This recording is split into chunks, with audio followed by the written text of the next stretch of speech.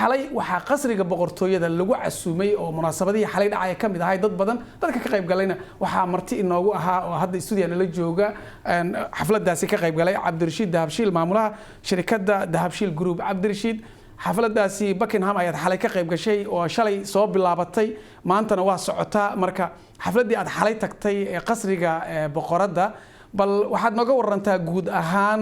dabaaldegaasi iyo wixii xalay dhacay ismaan wad maasatay walaal horta marka gooraysa xafladan maanta aanu ma tagin dhacday laakiin tii xalay waan ka qayb qaatay ta xalayna runtii ganacsato badan oo adduunka baa ka soo qayb qaatay dad wadaadaaba joogay siyaasiyiin dawladda Ingiriiska oo wasiiray ay kamid yihiin Ingiriiska joogay afhayeenka baarlamaanka Ingiriiska joogay ganacsato kale oo wadamada Afrika iyo kuwa la isku yiraahdo Commonwealth-ka Ingiriisiga oo aan filayo inay tahay dhulkii boqortooyada Ingiriisku ay maamuli jirtay ayaa ka soo qayb qaatay aniga Cabdirashiid ahaan iyo dadka kale ee joogayna waxaanu aad iyo aad u xusnay boqoradu iyo qoyska boqortooyadu qaybta ka yihiin horumarka dhaqaalaha iyo horumarka shaqo abuurida ee dhammaan dhalinyarada adduunka oo dhan ku nool ama ha noqoto waddanka joogna UK ama Afrikaba waata Cabdirashiid qoyska boqorada soo hadal qaaday bal ka waran waxaad aragtay xalay xiriirka boqorada iyo kala dhaxeeyay qaaradda aad adigu dadkeeda kamid ahayd oo xalay meesha tagtay هو runtii boqortooyadu markii boqorada labaad Elizabeth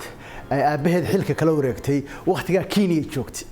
oo ay markaa degdeg uga soo noqotay hablaheeda iran kamid ah magaalada Hargeysa tagtay 1982 dad badan oo dhalinyaro oo Soomaaliyeed waxay siiyeen maxaa la yiraahdaa awards ama way hawsha qabteen wanaagsanabay ay xuseen dhaqaalaha iyo horumarka runtii inankeeda Prince Charles wuxuu leeyahay hay'ad u gaar ah oo shaqo abuurka u sameeysa dad badan oo dhalinyaro oo dad badan Soomaaliyeed ay ku jiraan marka horumarka ganacsi ay ka sameeyaan wadankan UK ee joogna maanta iyo Afrikaba runtii aad buu xoog leeyahay waayo waxay sharaf u tahay iyada inay nabadda xoojiso inay barwaaqada dhisto inay shaqo abuurka kordhiso taana dad badan oo Afrikaan ama Soomaali ah ayaa ka qayb qaatay anaga Dahabshiil hadaan nahayna aad baan ugu faraxsanahay wax walba oo horumar ah keenaya meel ay joogaanba waa tahay Cabdirashiid waa soo hadal qaaday arinta caawinta boqoradana aaday xagga naxariista caawinta uga hadashaa marka Soomaalina abaaraha ka jira bal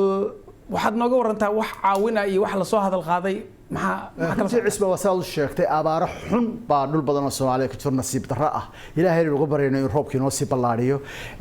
waxa kale oo runtii shirkadaha gaarka loo leeyahay ama Dahabshiil ay kamid yihiin qayb weyn ka qaataan arrimaha samafalka ama ha noqoto abaaraha soo dayr badan ka bixinay ama ha noqoto lacagta dibadda laga dirayo oo aan qiimo aad u gaar ah aan ugu dirro ama wixii abaaraha qabanay laga dhigo bilaash laga dhigo